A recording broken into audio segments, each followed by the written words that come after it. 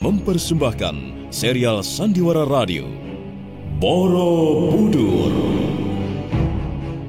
Di tanah Jawa, saat kerajaan Mataram kokoh berdiri, setindak demi setindak, perlahan namun pasti, berdiri dengan megah sebuah bangunan suci. Borobudur. Diangkat dalam serial Sandiwara Radio dengan kisah Prahara di Bukit Keramat. Naskah karya Edi Dosa. Ide cerita M. Satria Pinandita. Para pelaku Petrus Urspon sebagai Gunadarma, Renita sebagai Udiani, Edi Dosa sebagai Ki Umbul, Hari Akik sebagai Sarwapala, Bambang Suryo sebagai Dang Acarya Dalawa, dibantu oleh Pri Panggi, Nugraha, Lita Arlita, Idris Apandi, dan sederet bintang-bintang lainnya. Pembawa cerita Asdi Suhastra, sutradara Edi Dosa. Pada kisah yang lalu diceritakan, Sarwapala kewalahan menghadapi serangan yang dilancarkan oleh Kumbanda, sehingga membuat Sarwapala lari meninggalkan arena pertempuran. Hal ini tentu saja membuat marah Kumbanda.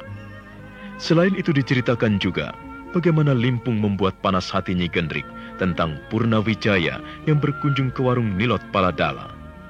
Dan kini perempuan warung itu tengah menghadapi Purnawijaya yang merayunya.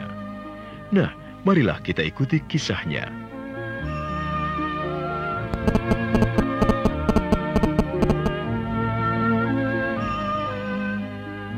Apakah Tuan sudah memikirkan keadaan saya? Maksudmu?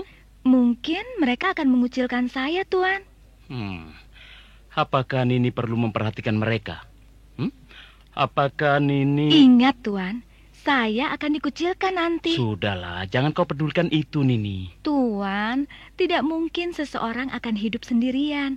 Sangatlah tidak elok kalau saya harus hidup sendiri. Sementara saya ada di tengah-tengah mereka. Tetangga ada di kanan kiri, Tuan. Tenanglah Nilot. Jangan kau hiraukan hal-hal yang seperti itu. Tidak, Tuan. Tuan lupa. Suatu ketika saya juga akan bertemu dengan mereka. Kemudian, untuk pantasnya tentu saja saya akan mengobrol. Dari basa-basi persoalan rumah tangga, sampai akhirnya pasti akan membicarakan orang lain. Kenapa Nini mesti pusing? Nini tinggal iakan saja apa kata mereka. Atau selalu saja Nini berpura-pura tidak tahu tentang yang sedang dibicarakan. Selesai.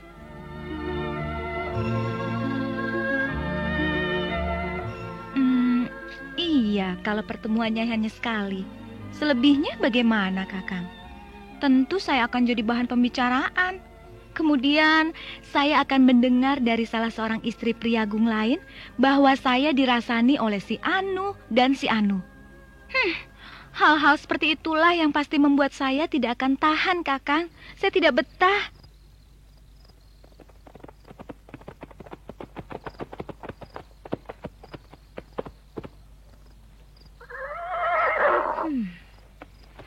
Ini rupanya warung yang diceritakan oleh Limpung. Aku penasaran dengan wanita yang bernama Nilot. Aku ingin masuk untuk mengetahui seperti apa kecantikannya. Silakan ini, silakan. Mau makan atau... Kamu yang bernama Nilot Paladala? Bukan saya. Saya adiknya. Nama saya Sekar Mayang. Ada perlu dengan... Mana dia? Di mana Nilot? Dia masih ada di rumah, Nini. Apakah perlu saya panggilkan? Tunggu sebentar ya. Tidak usah, Sekar. Saya tahu. Dia pasti sedang meladeni Tuan Purnawijaya. Sekarang katakan pada lelaki itu. Bukan cuma dia yang bisa selingkuh. Aku juga bisa. Maaf, Nini. Siapa nama Nini? Tidak perlu. Purnawijaya sudah tahu siapa aku.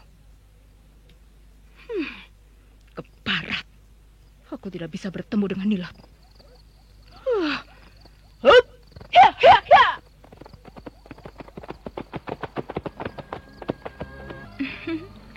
Kakang, lebih baik hubungan kita tetap saja seperti ini. Kita bisa selalu mesra, Kakang. Kakang akan tetap selalu merasa kangen pada saya. Saya juga begitu. Saya akan selalu merindukan Kakang. Tapi aku tetap menginginkanmu sebagai istriku, Nini. Rasa menggebu dalam kalbuku tak bisa kuredam. Demikian bergelora, membara bagai api abadi. Aku tahu, Kakang, tapi aku tidak bisa. Kakang, seorang kekasih akan selalu terasa semerbak mewangi, tetapi begitu dia menjadi suami istri, pelan tapi pasti dia akan kehilangan keharumannya. Tidak, tapi aku akan selalu mencintaimu, Nini. Kakang, aku ingin selalu wangi di depan Kakang. Walaupun Nini menjadi istriku, percayalah, Nini akan kujadikan taman bunga hatiku yang selalu semerbak dan mewangi. Ada apa, Sekar? Maaf nih, Mbok. Baru saja ada seorang wanita cantik yang mencari. Juga mencari Tuan Purnawijaya. Mencari saya? Tentu perempuan itu adalah istri Tuan. Dia mencari Tuan kemana-mana hingga sampai di sini. Tunggu Nini. Biar aku jelaskan.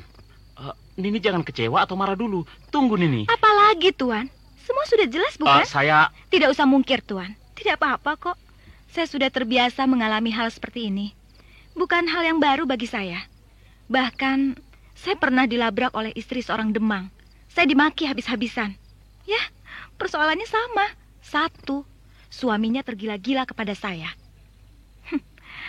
Ini adalah nasib yang harus saya pikul. Ini adalah suratan nasib yang saya alami.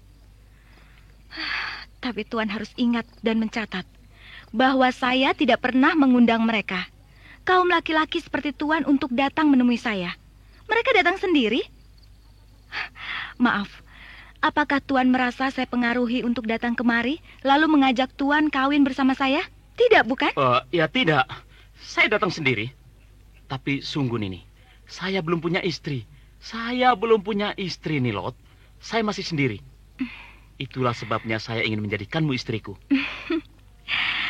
Ya, kalau memang masih sendiri, mungkin wanita cantik tadi kekasih Tuan atau... Tadi saya disuruh bilang kepada Tuan, katanya bukan cuma Tuan yang bisa selingkuh. Begitu.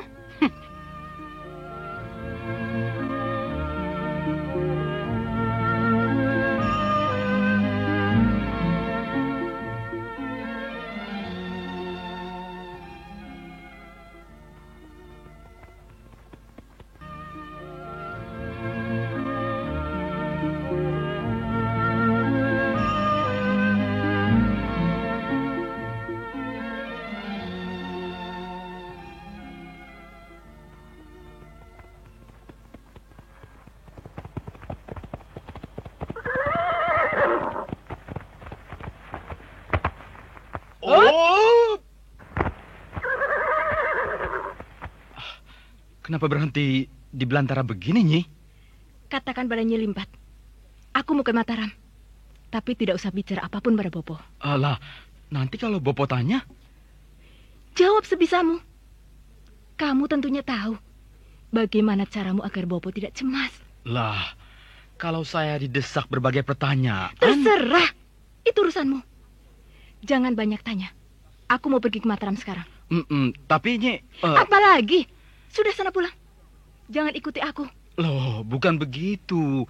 Tapi, apakah Nini tidak perlu saya temani? Ya, saya kawal begitu. Tidak perlu. Wah, wele-wele. Bahaya loh, Nini. Seorang wanita pergi sendirian. Nanti kalau ada apa-apa, bagaimana? Nanti kalau diganggu sama rampok atau begal, bagaimana? Kan bahaya nih. Saya temani ya. Aduh, tidak usah. Aku bisa menjaga diriku sendiri. Kamu jangan khawatirkan aku, Limpung. Aku bisa jaga diri. Iya, tapi... Apakah kamu pikir kalau kamu mengawalku, lalu rampok atau begal-begal itu akan lari ketakutan sama kamu? Iya. Ingat, Limpung. Dalam latihan kanuragan selama ini, kamu belum pernah mengalahkan aku sekalipun. Jadi kamu jangan berharap kalau aku bisa kamu kalahkan. Bahwa aku lebih rendah daripada kamu, Limpung. Kemampuanmu tidak melebihi ilmuku. Kerjakan perintahku. Ya, baik Nini. Ya sudah, apa lagi yang ditunggu? Pergi. Iya, baik Nini. Ya.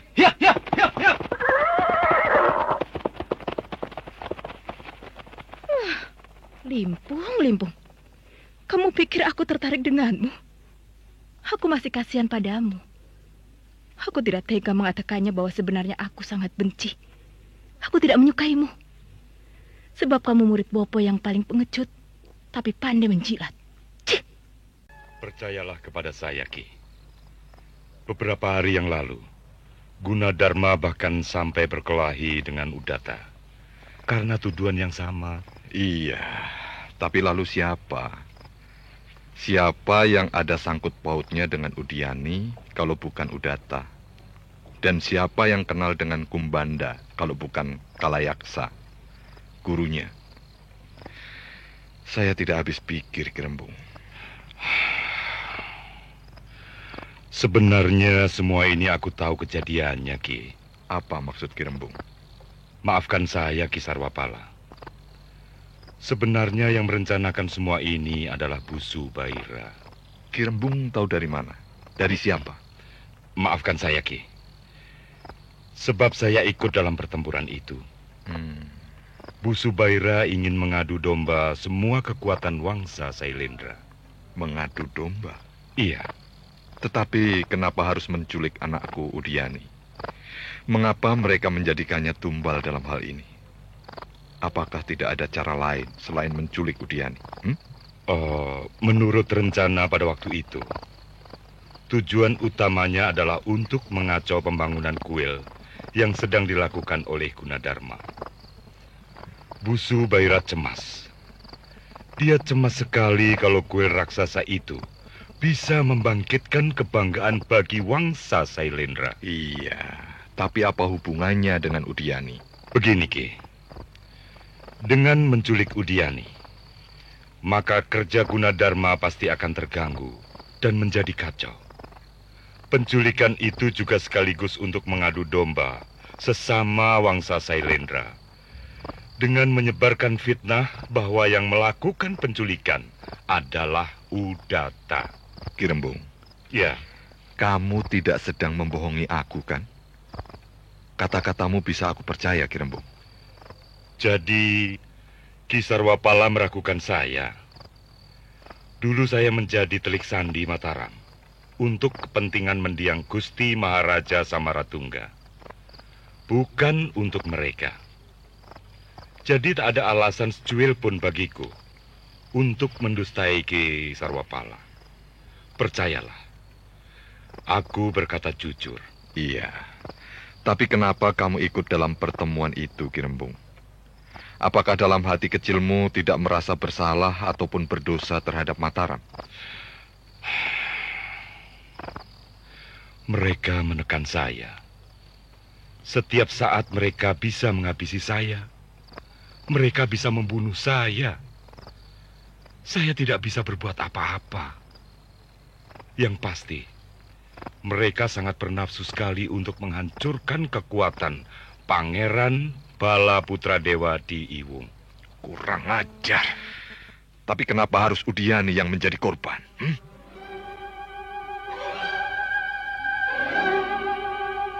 Di Iwung, Bala Putra Dewa tampak gelisah. Dia mondar-mandir bagaikan orang yang kebingungan. Mereka sedang membahas berita tentang rencana pembangunan Kedaton yang akan dilakukan Rakai Pikatan. Rencana Rakai Pikatan membangun Kedaton baru harus kita cermati sebagai ungkapan rasa percaya diri yang semakin tinggi di antara keturunan Wangsa Sanjaya. Sementara Kedaton yang sekarang, dia anggap lambang kekuasaan Wangsa Sailendra. Sejak moyang mereka digantikan Maharaja Teja Panangkarana dari Wangsa kita berkuasa di bumi Jawa. Iya, saya mendengar dari Ki Rembung. Mereka bahkan sudah mulai memindahkan penduduk desa yang menempati tanah kesatria yang direncanakan untuk Kedaton itu di daerah Mamrati. Rasa percaya diri seperti itu akan membawa pengaruh yang luar biasa kepada seluruh kerabat Wangsa mereka, terutama rakyat dari negeri Partaban. Artinya, kita harus lebih waspada untuk setiap saat menghadapi serbuan besar-besaran pasukan mereka. Itu kalau kita tetap menerapkan siasat bertahan.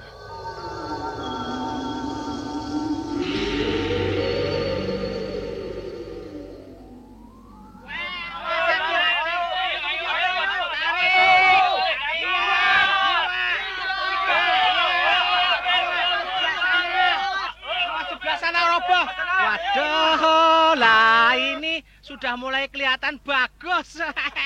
Bagus. Para pekerja bersemangat sekali dalam membangun kamulan.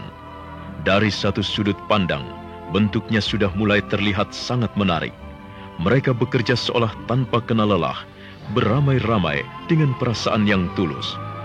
Sementara itu, Pangeran Balaputra Dewa sedang membahas pembangunan kedaton yang dilakukan oleh Rakai Pikatan. Juga Ki Sarwapala yang tengah menyelidiki mengapa Udiani, putrinya, diculik.